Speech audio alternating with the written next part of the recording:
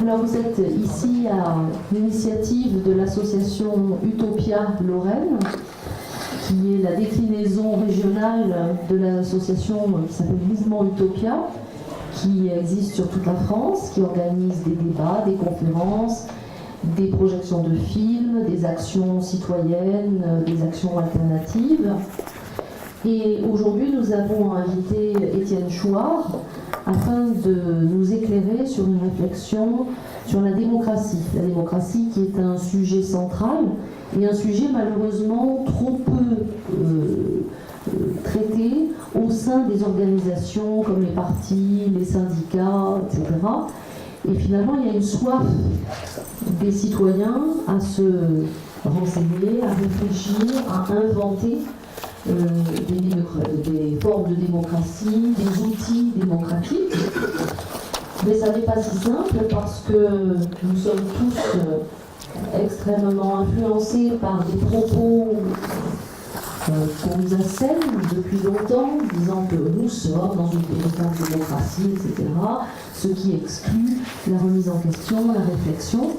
Et c'est justement ce soir ce que nous allons essayer de faire tous ensemble, avec à peu près 1 heure de la conférence d'Étienne, et ensuite, nous l'espérons, une large part au débat, et nous vous engageons à poser des questions ou à faire des remarques, en essayant de permettre à tous ceux qui le souhaitent de pouvoir s'exprimer. Alors comme vous êtes nombreux, ça ne sera peut-être pas facile, mais on va essayer, en tout cas essayer d'éviter que certains monopolisent la parole pour que tout le monde puisse s'exprimer, ce qui est une des constantes d'ailleurs en démocratie directe, c'est que on redonne la parole à ceux qui ont oublié ou ont peur de la prendre, et on leur redonne un sens citoyen dans leurs paroles.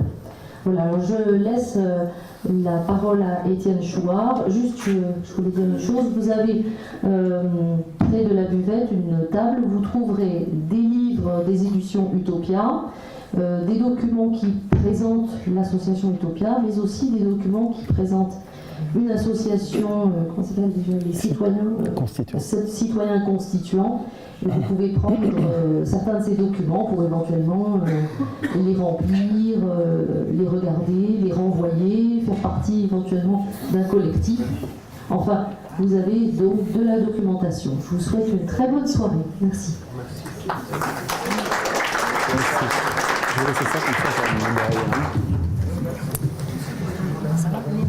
On va voir. Bonjour à tous. Merci d'être là si nombreux. C'est une responsabilité. J'ai l'impression, je commence à avoir l'impression d'un peu radoter là, parce que j'essaye de me concentrer sur quelque chose d'important qui, à mon avis, va tout changer, mais du même coup, à chaque fois qu'on fait une soirée, pour moi qui le répète, j'ai l'impression de radoter.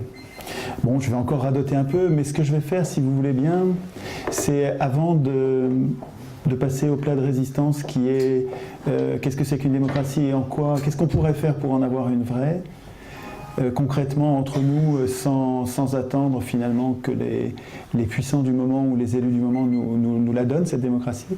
Avant, je voudrais vous parler des livres qui me bouleversent en ce moment, et c'est toujours en rapport avec notre affaire de démocratie évidemment, et qui sont plus à tonalité économique. Alors ça va pas être long, encore que ça pourrait l'être, mais c'est vous qui déciderez avec les questions si vous voulez qu'on y revienne.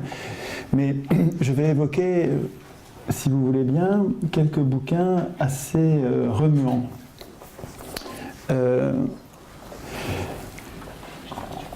Compliqué de choisir un ordre parce qu'en fait le tramage se fait sans qu'il y en ait un qui soit supérieur aux autres.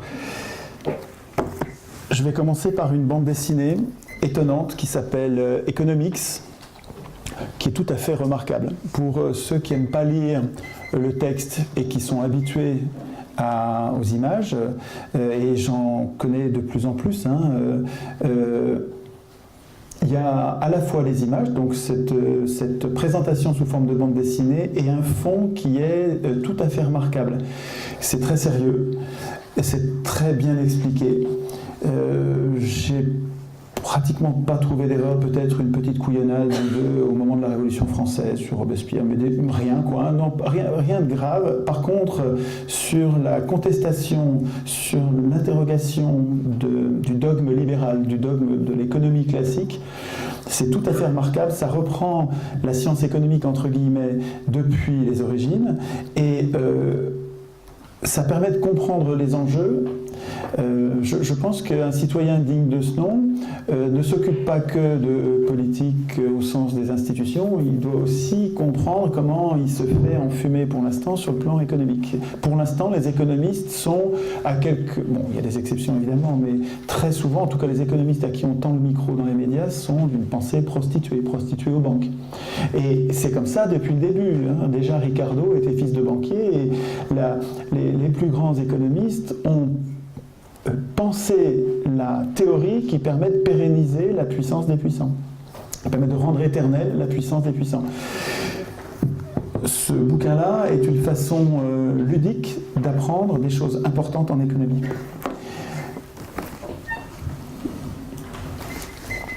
Deuxième bouquin, alors là c'est bouleversant. Moi, chaque page, ça me remue en profondeur. Je dois avoir 200 ou 250 bouquins sur la monnaie, la création monétaire.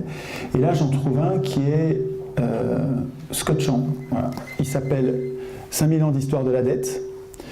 Et en fait, c'est une histoire de la dette et de la monnaie, et des religions, et de la transformation de ce qui étaient nos obligations dans les sociétés primitives en dette, avec une véritable démonstration que c'est non nécessaire, c'est-à-dire que la prison dans laquelle nous vivons tient très largement au type de monnaie qui est endettante, que nous subissons, mais à laquelle nous n'avons pas réfléchi. On n'a jamais eu de débat là-dessus, on n'apprend pas ça à l'école. Moi, je n'ai pas appris ça à l'école et je ne l'ai pas enseigné puisque je ne l'avais pas appris et que ce n'est pas au programme. Mais on a là une vision, une histoire et une vision anthropologique. C'est un anthropologue, c'est quelqu'un qui étudie les sociétés primitives, qui étudie les sociétés humaines et qui nous décrit les mécanismes économiques avec un regard qui n'a rigoureusement rien à voir avec l'économie présentée, le regard économique présenté par les marchands. Et on s'aperçoit, moi je m'aperçois à la fois des biais que j'ai subis quand j'ai suivi un enseignement, et puis des biais que j'ai empruntés moi-même quand j'ai été prof. Je m'aperçois de biais considérables, et si vous voulez, c'est pas malin, c'est pas avec une mauvaise volonté, c'est pas méchant, c'est pas un complot. Je veux dire, les profs qui enseignent ça le font pas parce qu'ils sont méchants, ils ont un projet de domination, pas du tout. On l'apprend parce que moi j'ai enseigné ça parce que je l'avais appris comme ça. Et tous les profs font comme ça, hein. Plus ou moins, on réenseigne ce qu'on a appris correctement en y mettant notre intelligence, bonne volonté, dévouement. Bon, mais c'est compliqué d'enseigner quelque chose qui est différent de ce qu'on a appris soi-même, vous savez. Donc, et ce regard d'anthropologue qui explique que depuis un siècle déjà les anthropologues disent aux économistes « mais vous dites des bêtises, l'humain n'est pas qu'un être égoïste, calculateur, qui ne pense qu'à ses intérêts, ça ne fonctionne pas du tout comme ça, les sociétés humaines que nous observons, nous, anthropologues, ne sont pas des sociétés de calculateurs égoïstes, pas du tout. Les humains se donnent, et se donnent vraiment, se donnent volontairement et volontiers les uns les autres. Et le monde marchand est venu après, plus tard. Et le crédit, nous apprend cet anthropologue, a précédé la monnaie. Les humains commencent par créer entre eux des relations. Nous sommes des animaux relationnels, on a besoin de relations. Quand la pire des tortures, c'est de nous priver de relations. Hein. Quand vous mettez quelqu'un à l'isolement, c'est pire que si vous lui faisiez des douleurs physiques. Nous avons besoin de relations, et en fait, nos sociétés, depuis le début, mais depuis longtemps, s'endettent les uns les autres, enfin pas s'endettent, se lient les uns aux autres, Et la monnaie apparaît au moment où on commence à avoir besoin de comptabiliser ses obligations. La monnaie sert à comptabiliser les dettes. Et c'est à ce moment-là d'ailleurs qu'on parle de dette. C'est-à-dire qu'une obligation morale devient une dette à partir du moment où on la compte en monnaie. Tout ça est passionnant. Je le résume mal, je suis en train de le découvrir. Je voudrais juste vous lire un passage particulièrement bouleversant, je trouve.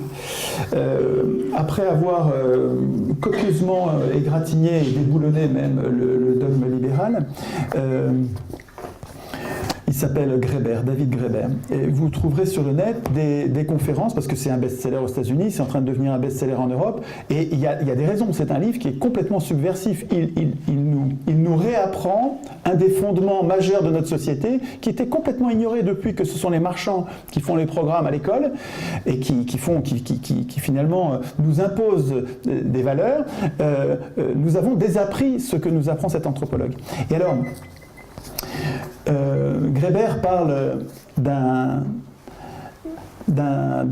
grand anthropologue qui s'appelait Freuchen et qui est en train de travailler, qui vivait avec les Inuits au Groenland. Et voilà ce qu'il raconte dans son livre de l'Esquimau. Freuchen raconte qu'un jour, rentré bredouille et affamé d'une expédition de chasse aux morses, il découvrit que l'un de ceux qui avait fait une bonne chasse avait déposé plusieurs centaines de livres de viande. Alors Freuchen, l'anthropologue, se répandit en remerciements. Et l'homme, l'Inuit, celui qu'on considère comme un sauvage, comme quelqu'un qui n'est pas encore éduqué comme nous, réagit avec indignation à ces remerciements. Ouvrez les guillemets.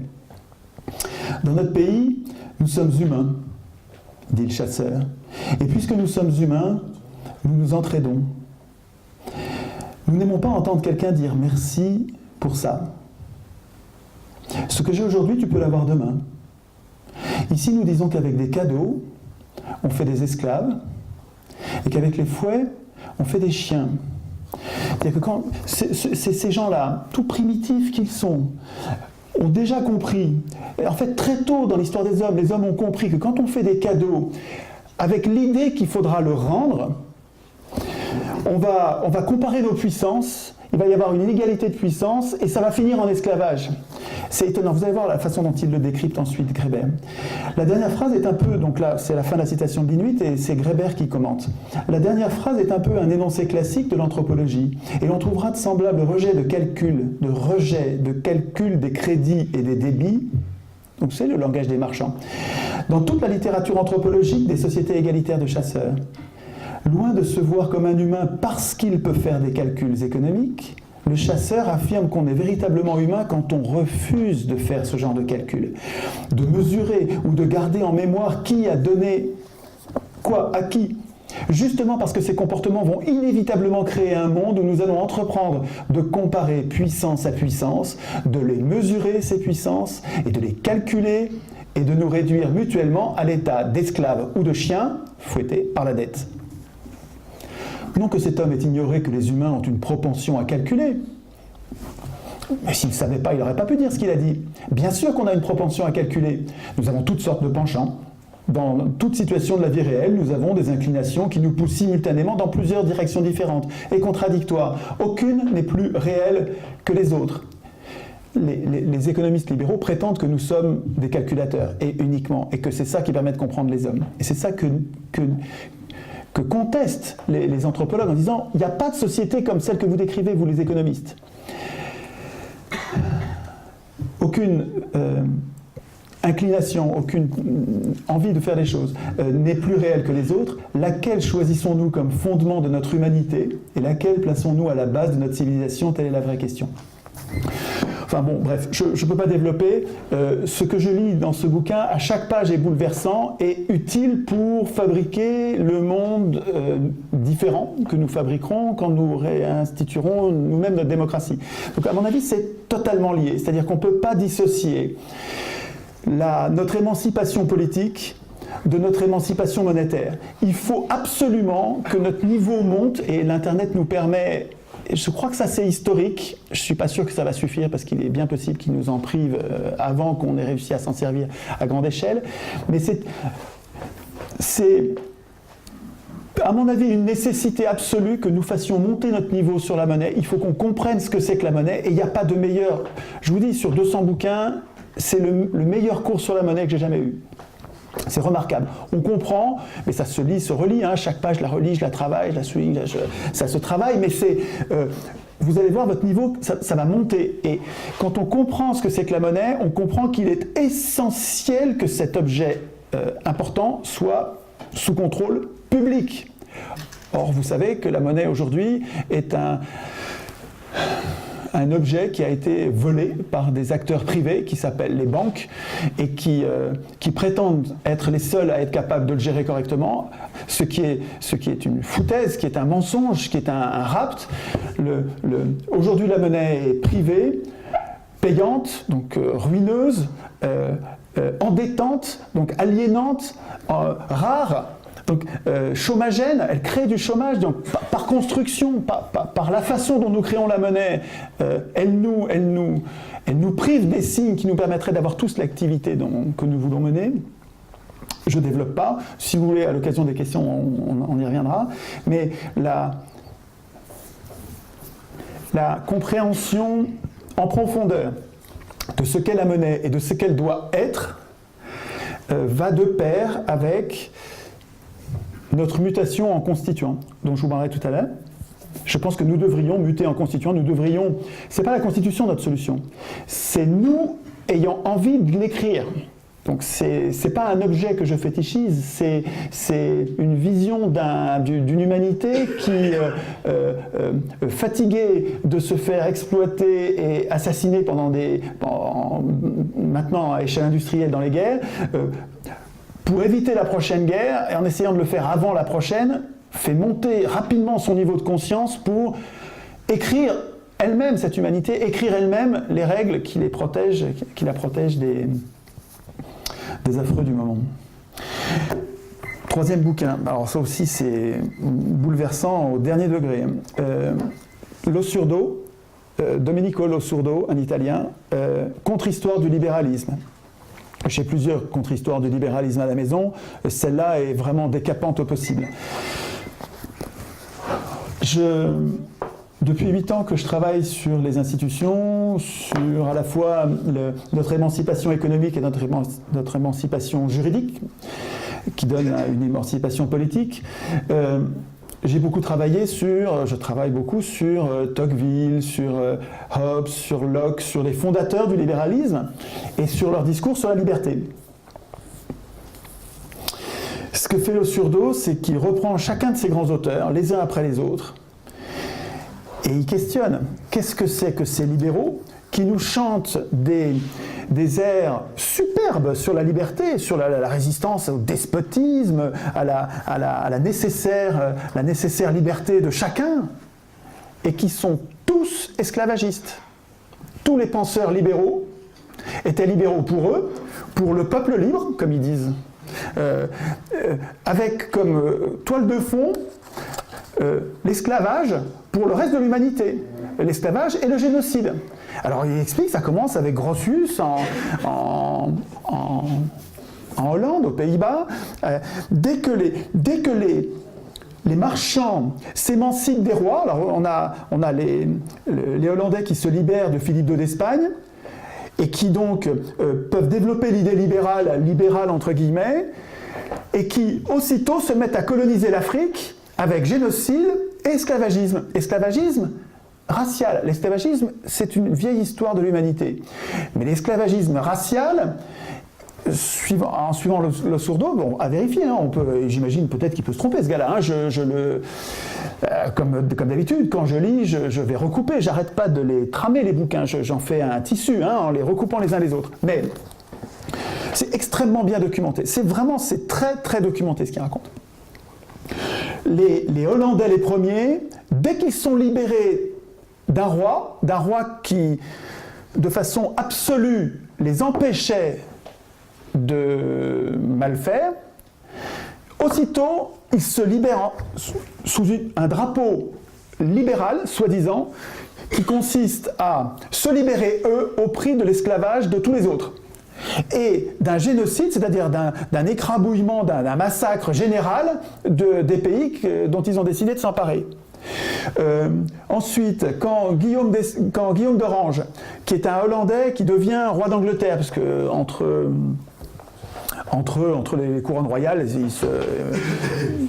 ils étaient consanguins et s'échangeaient et faisaient leurs relations familiales pour conserver le pouvoir. Je ne développe pas ça, mais en tout cas, Guillaume II, qui était un Hollandais, devient roi d'Angleterre et emporte avec lui le libéralisme. Et les massacres des Irlandais, génocide, alors ça avait commencé avec Cromwell, mais le libéralisme anglais est devenu lui aussi génocidaire et esclavagiste racial. Et quand ils sont partis ensuite coloniser les États-Unis, à nouveau génocide, cette fois-ci des peaux-rouges, qui sont traités comme les Irlandais, l'horreur absolue. Tout ça au nom du libéralisme, hein, avec, je répète, les plus beaux chants pour la liberté humaine qu'on ait jamais écrits, hein, les mêmes. Alors, sur quoi je voudrais attirer votre attention, c'est sur le fait que, moi je suis bien sûr sensible à ces chants de liberté, que je trouve très beaux. Je voudrais juste faire attention, c'est à se méfier des escrocs, quoi, se méfier de ceux qui ont des chants de liberté et qui en fait sont au fond des choses des esclavagistes. Je ne développe pas plus, lui aussi je le trouve complètement bouleversant. En fait, le salariat très souvent semble être une version dégradée de l'esclavagisme, mais à peine parfois. Hein. En même temps, je lis, tous les matins, je me lis un peu de Germinal. Ça me calme pas ce truc-là, hein, parce que... Et puis, je lis aussi Congo, qui est un... Alors, j'ai oublié de l'apporter, celui-là. Et c'est un quatrième que j'aurais voulu vous montrer. C'est un Belge qui a écrit ça, qui est remarquablement écrit. C'est un écrivain, c'est écrit avec beaucoup de finesse.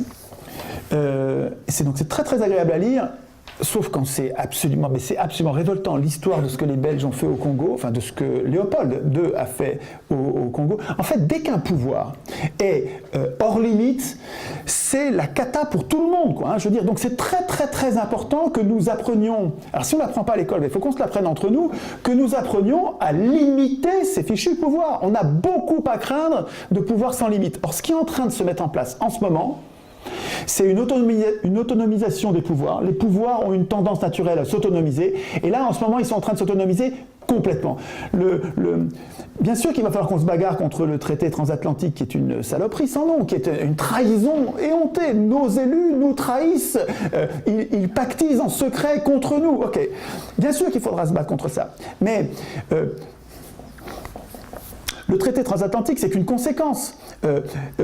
Il faudrait absolument et urgemment, admettons en parallèle, je ne dis pas qu'il ne faut pas se battre contre le traité transatlantique, mais si on se bat que contre le traité transatlantique, ça va continuer.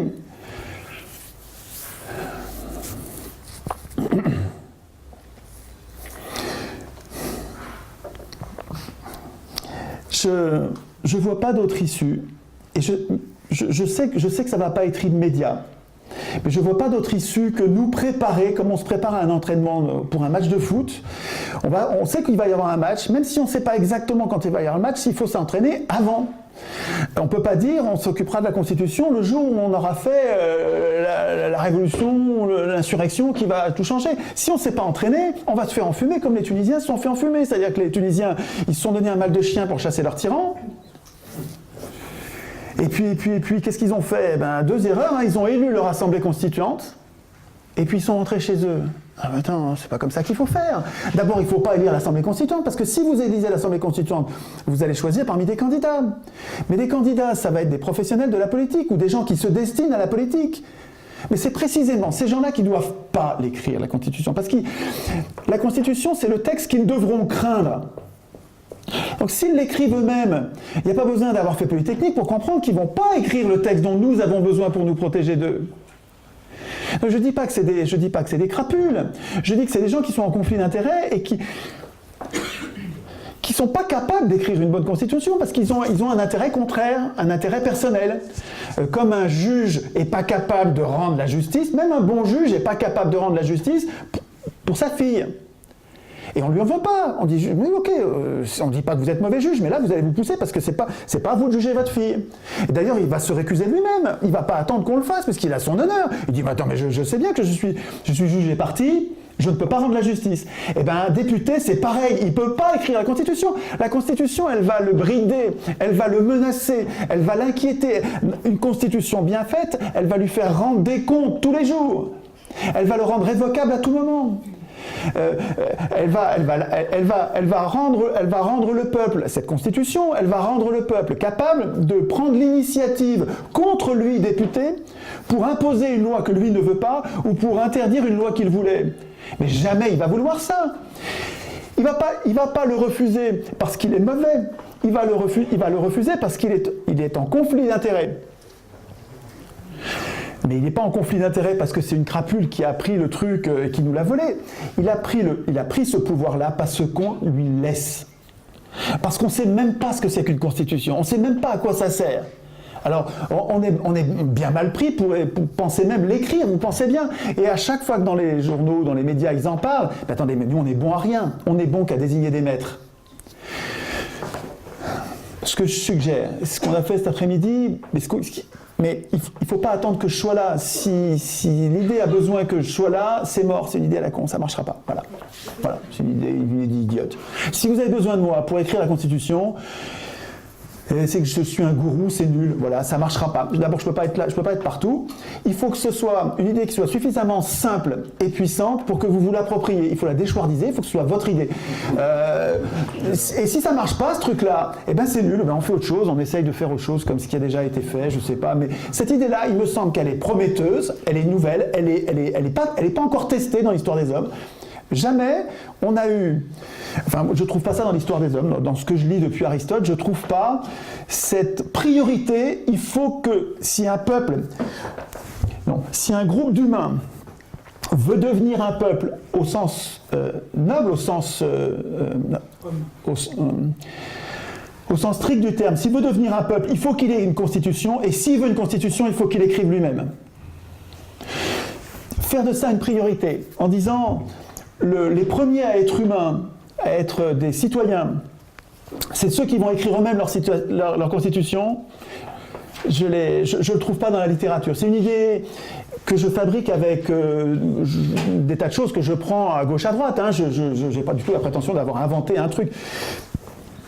J'isole dans tout ce que je lis quelque chose qui me semble pas encore testé, qui n'a pas encore échoué, et qui prend le problème différemment en étant radical. Je prends le truc à la racine. Bien cette impuissance. De la Constitution, ok, d'où elle sort cette Constitution? Qui l'a écrite? Mais des parlementaires. C'est normal que des parlementaires aient programmé leur puissance et notre impuissance. Mais comment ça se fait que ce soit partout des parlementaires? Partout, mais parce que partout les gens ne savent même pas ce que c'est qu'une Constitution. Donc partout les gens renoncent. Les gens ne veulent pas, les humains, 99%, les gens ne veulent pas écrire la Constitution. Ben voilà la cause. Et c'est bien de savoir, enfin moi il me semble que ça donne une pêche formidable de voir que la cause elle est en nous. Si la cause elle était dans les élus, qu'il fallait attendre que les élus deviennent des gens tellement vertueux qu'ils soient capables de se faire harakiri en disant je vais leur donner le référendum d'initiative populaire, je vais leur donner la révocabilité à tout moment, je vais leur donner le non-cumul des mandats et c'est eux qui vont décider de mon salaire. Si j'attends que les élus soient capables de se faire harakiri comme ça, je vais attendre longtemps, ça n'arrivera pas.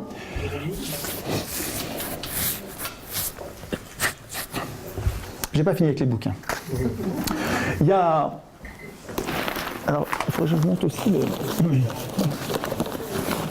Si, c'est pas possible que je l'ai oublié, celui-là. Ah oui, voilà. Ah là, ça c'est très important, Rousseau. Bon, Rousseau, c'est... Si on veut devenir constituant, il faut qu'on ait lu Rousseau. En tout cas, on ne va pas écrire ce qu'a écrit Rousseau, mais Rousseau a posé des problèmes majeurs. Rousseau a vu venir le capitalisme. Il l'a identifié. Il a vu que le luxe allait nous dépraver nos mœurs. Il a senti ça dès la naissance du capitalisme. Il a senti que la richesse était un problème pour les mœurs et que même la culture, même l'art était mauvais pour les mœurs. Mais surtout la richesse. Et la réflexion sur la démocratie qu'il a menée, la réflexion sur la souveraineté populaire qui a essaimé ensuite dans la Révolution française, cette réflexion, elle est majeure, elle est complètement émancipante. Et parce qu'il a été repéré tout de suite comme quelqu'un d'extrêmement subversif, alors qu'il faisait partie des encyclopédistes. Hein. Il a écrit un article passionnant d'ailleurs dans l'encyclopédie. Mais dès que les encyclopédistes, qui étaient des pourritures, j'ai hésité une seconde, hein, mais à peine, hein, mais qui étaient riches et qui n'avaient pas de pouvoir politique, c'était le roi qui avait un pouvoir politique et les nobles, qui n'avaient pas assez de pouvoir politique à leur goût, et qui voulaient le pouvoir à la place des nobles et des princes, et qui ont affamé le peuple par la guerre des farines, affamé le peuple pour qu'il se soulève contre ses maîtres, pour prendre leur place. Et le peuple s'est bien fait avoir. Ok. Mais donc les encyclopédistes, qui étaient en train de préparer leur coup d'État, les Voltaire et compagnie. Voltaire, c'est une crapule, c'est un marchand d'armes. Hein, un marchand d'armes, un menteur, un faussaire, quelqu'un qui, quand il recevait un bouquin de Rousseau, il recevait un bouquin, hein, publié, édité. Il le lisait, il prenait du papier, il le recopiait, en virant ce qui était bien, en mettant des saloperies au milieu, plein de petites pépites de saloperies, des trucs insupportables, des saloperies, et puis il l'amenait chez l'éditeur et il le publiait au nom de Rousseau. Et le parangon de la tolérance, de la raison, de celui qu'on nous demande d'admirer comme un modèle, quoi. Hein. Un faussaire, un menteur. Il a persécuté Rousseau. Je vous ai déjà parlé en conférence d'un bouquin, alors oui, il est abîmé mon bouquin, bon, mais en poche il est costaud, hein. Je peux vous dire, je garantis qu'il est costaud, 5 €, le rapport qualité-prix est formidable. Un des meilleurs bouquins, tout Rousseau est bon, mais l'explication de Jouary sur Rousseau, c'est plus que savoureux, c'est épatant, enthousiasmant, c'est-à-dire qu'il articule le meilleur, c'est un best-of de Rousseau, mais bien articulé avec la pensée de ce salaud de Locke, de cette pourriture de Hobbes, de toutes ces crapules qui tournaient autour, qui cherchaient à naturaliser l'impuissance populaire. Tous ces libéraux qui avaient autour de lui, là, tous ces physiocrates, tous ces gens-là, et les Hobbes, les Locke, tous ces gens-là, et puis tous ceux qui défendaient la monarchie absolue, cherchaient à rendre éternelle la servitude populaire pour le bien de la petite clique pour qui il bossait, dont il faisait partie. Rousseau était seul contre tous, enfin, ouais, pratiquement seul contre tous. Il y en avait d'autres, hein, comme Marat qui sont venus après, mais à l'époque, là, Rousseau, vraiment, c'était...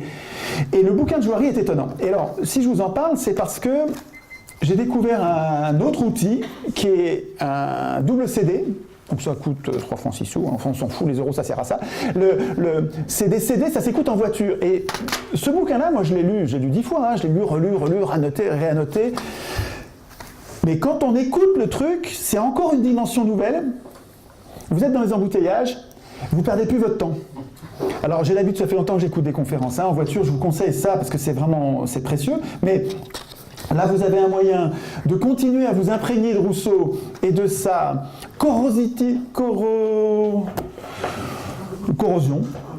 sa force corrosive par rapport au système. C'est enthousiasmant. Bon, cela, j'en parlerai à l'occasion des questions. Encore un quand même. Vous connaissez Guillemin. J'espère que vous connaissez Guillemin. Si vous ne connaissez pas Guillemin, vous êtes un vénard. Là, votre vie va bientôt se transformer quand vous allez... Mais bon, même si vous connaissez déjà Guillemin, il y a un bouquin qui vient de sortir qui est exactement celui qui nous manquait. Guillemin, historien épatant, formidable, avait enregistré sur le net, donc avait enregistré à la télé, et c'est disponible sur le net, une série de conférences sur Napoléon, une série de conférences sur la Commune, donc 15 conférences d'une demi-heure sur la Commune, une série de conférences sur l'avant-première guerre mondiale pour comprendre comment les crapules industriels et banquiers ont voulu financer et déclencher les guerres. Une série de 15 conférences aussi sur l'avant-deuxième guerre mondiale. C'est épatant, ces trucs-là, ça s'écoute en voiture. Vous allez les écouter 3, 4, 5 fois, c'est inépuisable. À chaque fois qu'on l'écoute, on découvre des trucs nouveaux qu'on n'avait pas entendus à la première écoute, c'est enthousiasmant. Et puis il y a celle sur Tolstoï. Moi j'avais gardé ça pour la fin en disant Tolstoï, ça m'intéresse moyen, quoi, hein, la littérature, bon. Mais c'est que Tolstoï, il a passé 50 ans de sa vie à écrire des romans, ok, Guerre et paix, Anna Karénine, ouais, ok. Et puis à 50 ans, comme Rousseau, à 50 ans, il s'est retourné, il est devenu un art, mais un art dur, hein. Il est devenu à la fois croyant donc une foi en Jésus qui fait le lien d'ailleurs avec Guillemin, c'est pour ça que Guillemin en parle, mais une détestation des églises et une détestation des gouvernements. C'est frais à lire. Hein. Tolstoï, après 50 ans, c'est frais. Oui, ça réveille. Hein, et c'est tonique. Alors, il y a pas énormément de textes de Tolstoï. Là, j'ai apporté des petits, parce que je pèse lourd, là, mais il y en a un petit qui s'appelle L'esclavage moderne, qui est au vitriol. Au vitriol, c'est vraiment remarquable, un Tolstoï complètement méconnu. Et puis un autre qui s'appelle L'Évangile. Alors, moi, je suis un mange-curé, quoi. Hein. Normalement, je suis complètement athée, je crois en ni Dieu ni diable, et que je vous parle d'un bouquin qui s'appelle L'Évangile, mais c'est quelqu'un qui conchit les églises complètement. Il a été excommunié pour ça. Et donc, il a réécrit l'histoire de Jésus, enfin, le message de Jésus, expliqué aux enfants, et en fait je retrouve la morale anarchiste de Kropotkin. Ça encore celui-là, ça c'est des tout petits bouquins ça, hein, c'est rien du tout, mais c'est des fondements ça. Moi c'est la morale anarchiste de Kropotkin, ça te bouleverse, il n'y a pas plus bon, c'est à la fois gentil, intelligent, prometteur, ça peut marcher, il y a une pensée anarchiste qui est complètement, évidemment, salopée par les bourgeois, hein, les possédants, quoi, qui ont évidemment très peur de cette façon de penser. Mais lisez-les avant de penser que c'est des terroristes ou des poseurs de bombes, parce que c'est pas des poseurs de bombes. Hein. Tolstoï, il n'y a pas plus inoffensif que Tolstoï, qui était pour la non-violence, qui a beaucoup inspiré Gandhi. Ils ont communiqué. Enfin, c'est pas du tout des poseurs de bombes. Hein. Et c'est une pensée extrêmement stimulante. Il y a un rapprochement. Moi qui me paraît de plus en plus naturel, entre la pensée anarchiste qui se méfie des pouvoirs, de tous les pouvoirs, dès qu'il y a un pouvoir, il s'en méfie, avec la démocratie. La démocratie, c'est on va exercer le pouvoir, nous les 99%, même les 100%, il peut même avoir les riches avec nous, hein, puisque ça va être un homme, une voix. Hein, donc 200 ans de démocratie à Athènes ont permis aux pauvres de gouverner pendant 200 ans, puisque un homme, une voix pour voter les lois, ça donne les 99% qui décident de leurs lois. Hein. Alors, je sais qu'à Athènes, on ne comptait pas les femmes ne votaient pas, qu'il y avait des esclaves, que les métèques qui étaient non condamnés aux étrangers ne votaient pas. Mais c'est évidemment pas ça qui m'intéresse. Ce que je dis, c'est que ce qu'ils ont fait marcher pendant 200 ans marcherait très bien aujourd'hui sans esclaves, puisqu'on a des esclaves de fer, que sont les machines, avec du pétrole, donc qui nous libéreraient beaucoup de temps disponible pour faire de la politique si on n'avait pas ces gredins de banquiers sur le dos qui nous piquent toute la plus-value, qui nous piquent toute la richesse que nous créons. Et on n'a pas besoin d'en créer tant. On pourra en créer moins et vivre mieux si on n'avait plus ces parasites sur le dos. Donc nous pourrions, excusez-moi je mélange tout, mais comme je sais que j'ai qu'une heure, j'essaie de tricher en parlant plus vite. Non, je vais le renverser.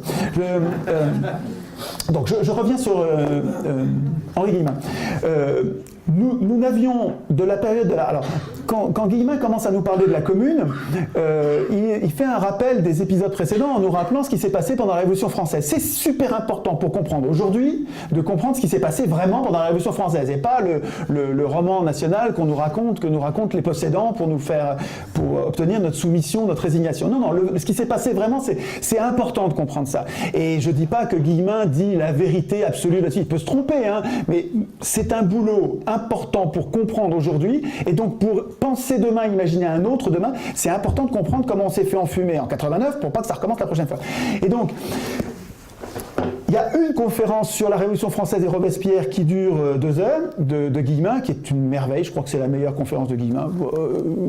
Ça m'est pas arrivé la première fois, mais depuis la 2 ou la 3e fois, je pleure à chaque fois à la fin. Enfin, c'est vraiment, elle est émouvante au possible. C'est une conférence importante. La conférence sur la Révolution française et Robespierre, elle est poignante.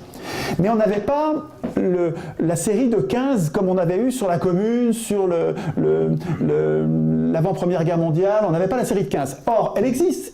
Il a donné cette série de 18 conférences et on l'a pas en vidéo, on l'a même pas en son. Elle doit exister en son parce que le gars qui a pris en note, il doit bien l'avoir enregistré le truc. Donc on va peut-être finir par retrouver ça. Mais pour l'instant existe le bouquin de Guillemin qui s'appelle 1789-92, ça c'est la première fausse révolution, c'est la révolution des riches qui prennent le pouvoir aux nobles et aux princes, et puis 1792-1794, qui sont les 2 ans, les 2 seules années de la République depuis 200 ans, où le peuple a vraiment été représenté par des gens qui cherchaient, alors ça se discute, je sais qu'il y a des débats, et ça m'intéresse de savoir en quoi, même avec Guillemin, on se fait encore enfumer, et où il y a des gens qu'on considère comme des héros. Pour moi, Robespierre, je sais bien que personne n'est parfait, mais Robespierre me paraît être une figure tellement incorruptible, tellement dévouée que j'ai du mal à lui reconnaître des vices. Mais c'est pas bien, parce qu'il y a sûrement des vices, puisque personne n'est parfait. Donc il faudra, en discutant, arriver à savoir où est le vrai, quelle est la part de bon et la part de mauvais dans Robespierre aussi. Mais donc le bouquin de Guillemin sur la Révolution française, c'est un monument. C'est absolument passionnant à lire. Alors, bon, on ne s'embête pas une seconde. Moi, je trouve que c'est un sujet de lecture passionnant. Et puis sur les anars, si quand même celui-là, j'avais dit que c'était tout pour les bouquins, mais je découvre... j'avais déjà découvert ce nom, mais je n'avais pas encore commandé les bouquins, et je les ai reçus il y a quelques semaines. Un gars épatant, étonnant, un contemporain de Proudhon qui est un des premiers anarchistes, en tout cas catalogué dans les premiers anarchistes, et c'est un contemporain, c'est la même époque, il s'appelle Bellegarrigue, Anselme Bellegarrigue. Il a très peu écrit, le manifeste complet de l'anarchie, il y a quelques articles, c'est extrêmement intéressant, c'est très très très décapant, il dit du mal de Rousseau avec des choses que pourtant je suis un fan de Rousseau, vous avez compris, mais ça m'intéresse, si vous voulez, j'ai besoin de mes adversaires pour progresser, ou j'ai besoin de la contradiction pour progresser.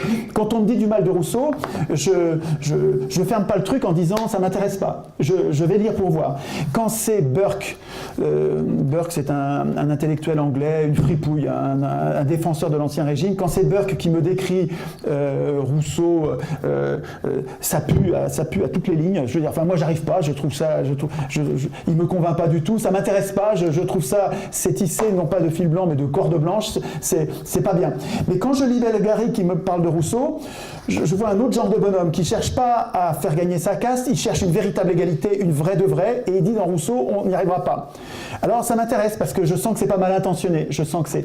Et à mon avis, entre nous, dans notre éducation populaire, là, on va reparler de Bellegarrigue. C'est trop décapant pour que ça reste dans l'ombre. Et c'est disponible sur le net. Bon, j'arrête avec les bouquins, je vous parlerai de Marat ou d'autres. Il faut que je vous rende la main.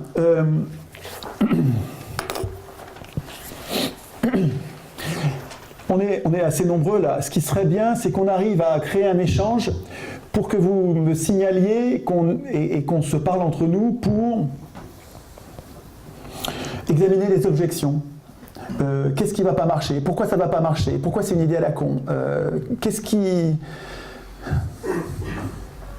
reste à améliorer? Ceux qui étaient là cet après-midi dans les ateliers, qu'est-ce qui était bien, mais qu'est-ce qui n'était pas bien? Comment il faudrait faire pour que ça se passe mieux? Et surtout, qu'est-ce que vous pouvez me donner comme idée? Et là, je nous vois, j'adore cette idée, je nous vois comme un cerveau collectif. Le blog que j'ai créé il y a 8 ans, là, c'est le blog et le forum, et puis maintenant Facebook. Putain, mais c'est un cerveau collectif, mais c'est fabuleux ce truc-là. Quand tu dis quelque chose, si tu te trompes, tu te fais tout de suite moucher. Non mais c'est précieux pour progresser, ça, c'est vachement bien. Quand tu dis un truc, tu avais oublié une bonne idée, paf, elle sort. Putain, quand tu as une idée, il y en a un qui te dit, mais ça, il y a quelqu'un d'autre qui l'a déjà dit, qui l'a approfondi, tac, tu trouves la référence. C'est un cerveau collectif, mais c'est fabuleux cette impression. Hein. Alors on dépend les uns des autres, mais de façon bienveillante et positive, c'est tout à fait... C'est addictif ce truc-là. Hein. On a du mal, tous les jours, on va chercher ce que raconte le cerveau collectif. Alors donc, ce soir on en est un, quoi. Hein. Comment on va faire pour que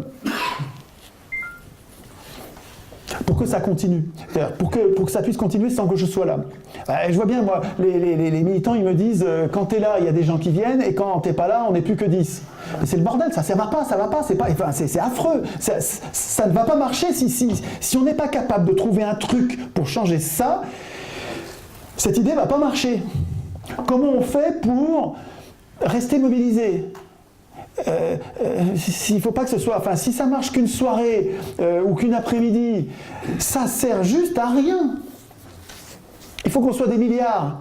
Attendez, des milliards, si on s'en occupe pas, si c'est moi qui dois aller en convaincre 200 par 200, mais ça n'arrivera pas, voilà, on va, dans un an, on sera, 10 000, rien, quoi, non, il faut que chacun devienne contagieux, quoi. Et comment on fait pour garder la niaque ? Alors, il faut que je vous parle de l'association de... J'ai pas entendu. Il faut que je vous parle de... Il a dit cocaïne. Cocaïne, oui, non, surtout pas, non. Comment... Le cannabis, c'est meilleur. Il faut que je vous parle d'un truc. Ils m'ont demandé d'en parler et c'est vrai qu'il faut que je vous en parle. Depuis 8 ans, donc, moi j'ai un fil d'Ariane, quoi. Hein. Je pense que c'est à nous d'écrire, nous les 99%, c'est à nous d'écrire la Constitution. Pour l'instant, nous n'avons pas de Constitution. Les banquiers, eux, ont une Constitution, mais simplement parce qu'ils l'écrivent. C'est la sélection naturelle, hein, mort au con. Nous, ils ont compris, nous on n'a pas compris. Tant qu'on n'a pas compris, on sera leurs esclaves. Si on veut une Constitution, il faut l'écrire. Il faut qu'on devienne constituant. On ne sera citoyen que si on est constituant. Bon, je me bagarre là-dessus, je renforce cette idée, je l'étaye, je l'affine. Et il y a des virus, là, des militants qui suivent ce que je fais, qui ont créé une association, qu'ils ont appelée, alors bon, je ne peux pas faire meilleur nom que ça, quoi, hein, Citoyens Constituants. Alors là, c'est l'association, elle est bien ciblée, bien calée, c'est au laser, on essaye de ne pas s'occuper du reste, on devient constituant. Alors je me suis inscrit à ça, je suis devenu... Alors, moi je tiens beaucoup à ma liberté de penser, donc je ne suis pas dans des associations, je ne suis pas évidemment pas dans des partis, mais je travaille avec des associations, avec des partis, parce que je sais bien qu'il faut s'organiser quand même, ça aide de s'organiser. Et là l'idée, c'est leur idée, et que je trouve qu'il faut défendre, c'est de faire des antennes, c'est-à-dire des petits groupes de virus, des gens plus toniques que les autres, et puis qui entretiennent la niaque, la flamme, quoi, pour que ça ait lieu, pour qu'il y ait des ateliers un peu partout, tout le temps. Alors, voilà, donc ils ont un bulletin, donc là-dessus vous trouverez leur adresse pour leur écrire, ou vous pourrez vous inscrire si vous voulez. J'ai mis ça au fond à côté des bouquins d'Utopia, vous trouverez des prospectus que vous pouvez prendre librement. Et puis ils m'ont donné une simple liste dans laquelle vous êtes invité, si ça vous intéresse, à mettre un nom et un email pour qu'ils puissent vous informer au fur et à mesure de ce qu'ils font.